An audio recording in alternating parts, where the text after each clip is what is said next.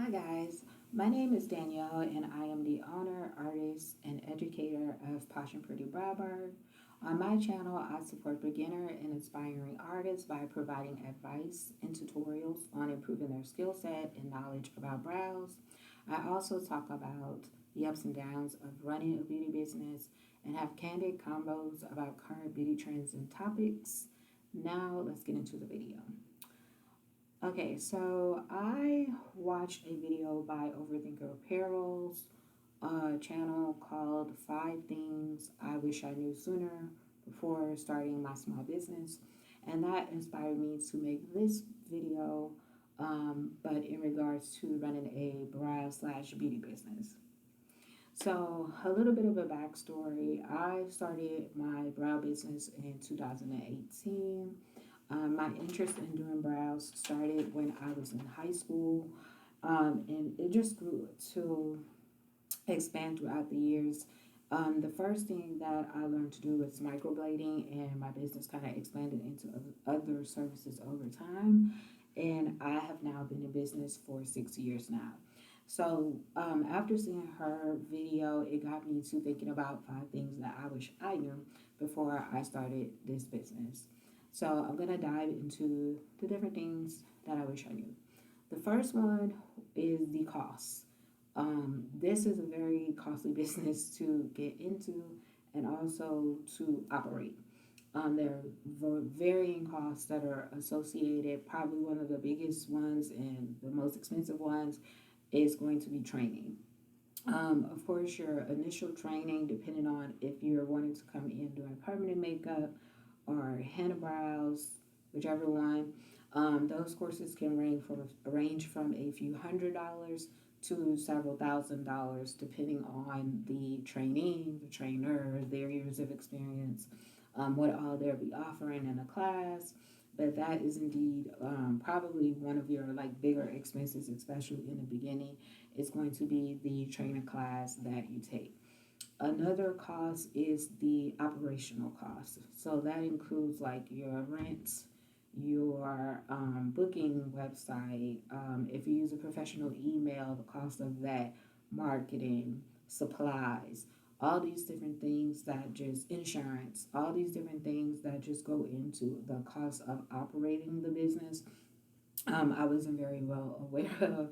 So I was extremely caught off guard when it came time for me to invest in all these different areas in order to start my business and just operate it. For example, in the state of Texas, you cannot get licensed to do permanent makeup out of your home. You have to work out of a commercial space. That is something that my first trainer informed me of. But that leads me to the another cost I didn't anticipate, which was licensing. The cost of getting licensed in Texas is pretty steep. Here you are licensed by the health department, and you receive a tattooing license.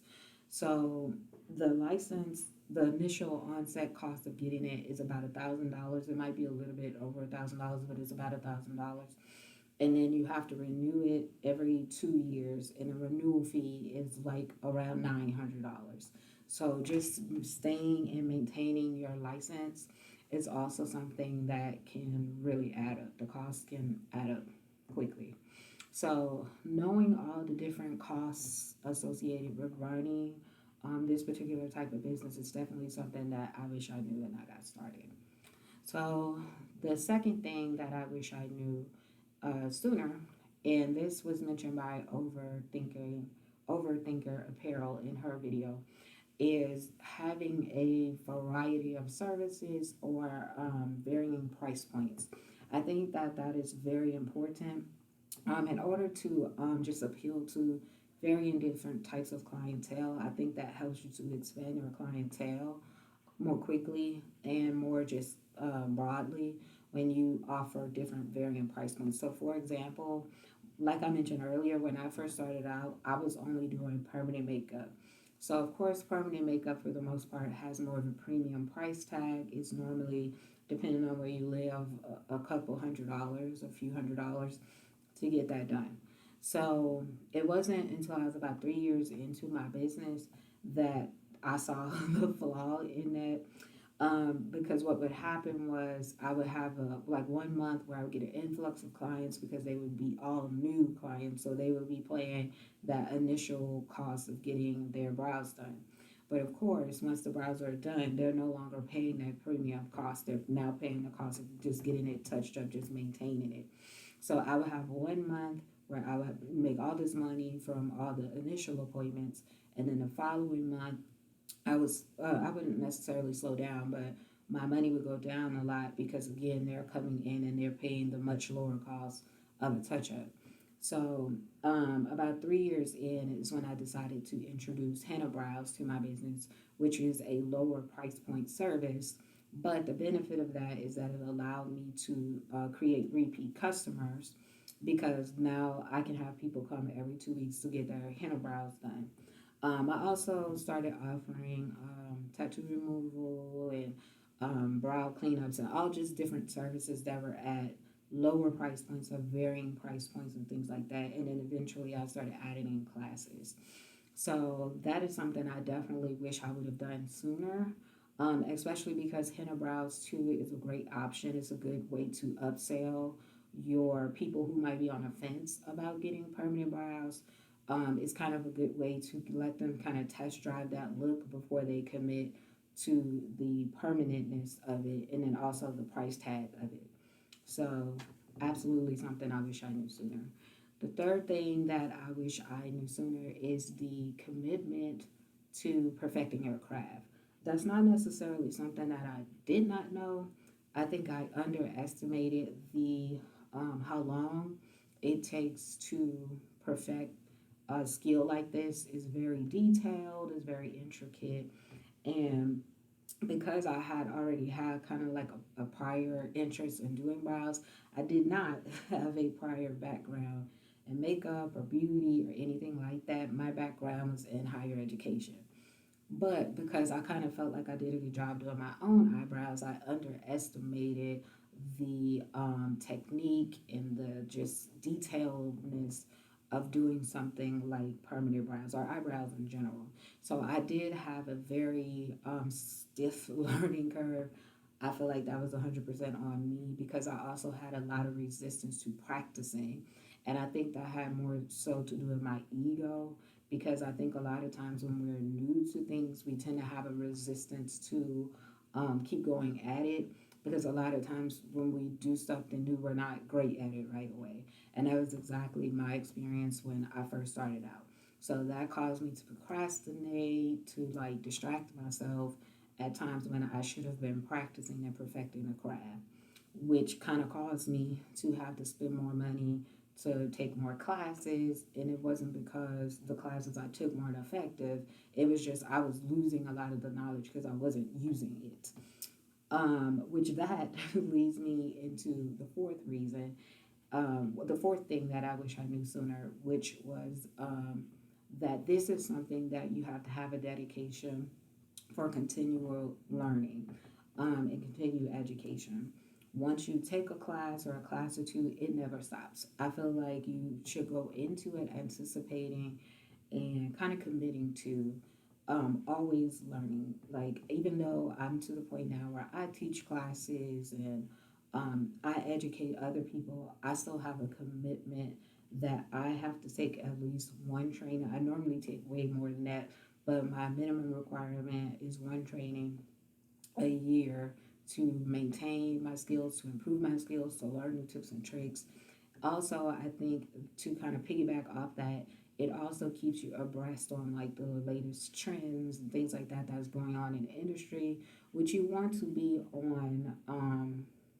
You want to know about those things because you will have clients that will contact you to ask about these different things, and you don't want to, not be completely like oblivious to it.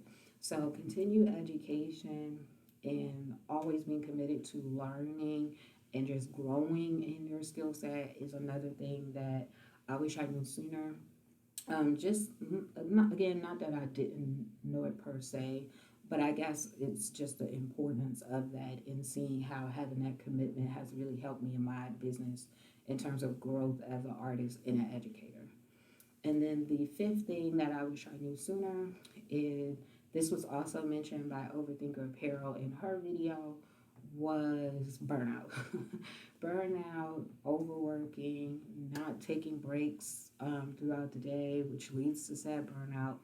All of that I wish I was knew about sooner. I think everyone, when you start a business, especially when you work as a beauty professional, it's very easy to overwork yourself, to, be like, I'll sleep later, to book clients back to back to back to back.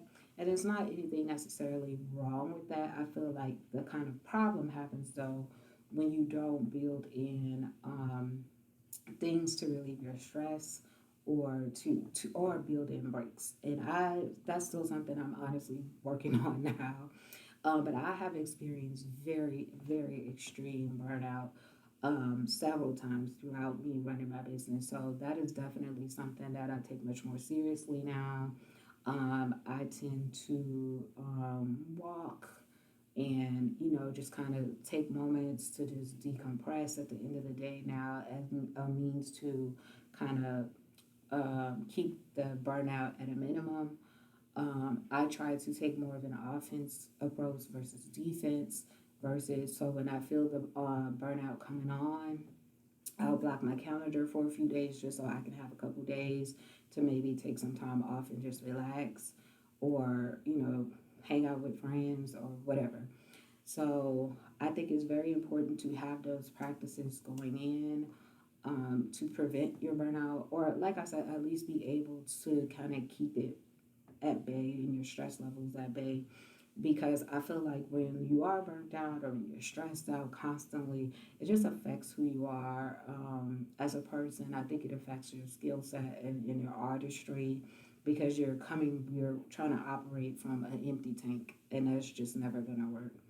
So let me know some of the things you do. Comment below some of the tips that you have for dealing with burnout or overworking. Because, like I said, this is actually a thing that I feel like I still struggle with. I have a tendency to very much be a workaholic. So I would love to know what are some of your remedies that you use to keep your stress at bay. All right, so thank you so much for watching this video. Please stay tuned for my next video, which is going to be about tips to get your first client. Please don't forget to like, comment, subscribe to get more videos like this one. And if you're interested in starting your own brow business or adding to your service menu, I will be dropping my online henna brow and also a online brow mapping class on August 12th. You can find out more information about them in the description box below. Thank you, and I'll see you next time.